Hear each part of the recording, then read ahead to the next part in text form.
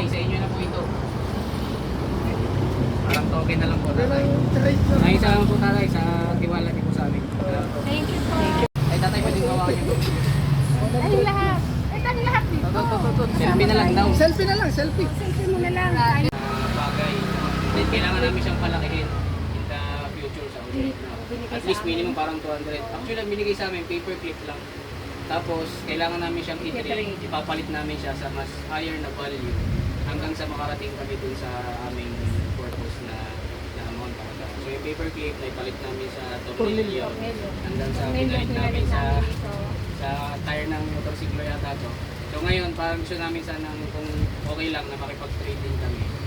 Para mas mapataas namin yung value nito.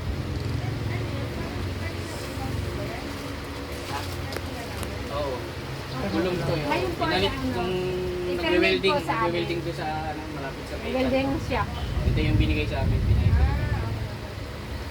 Baka kung mas mataas ang value nito, para kung mas lang yung aming Or, value nagbibenta rin ba kayo ng mga ganito?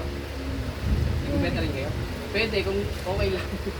Okay lang na ano, parang ibenta na lang namin. Kasi parang ang minimum lang namin, at least 200 na value na maipapalik namin. Aabot kami ng Matatapos namin yung 200. activity.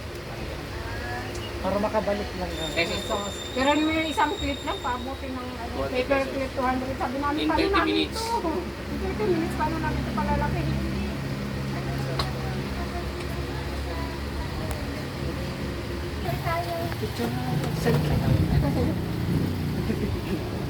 Picture daw tayo. Nice.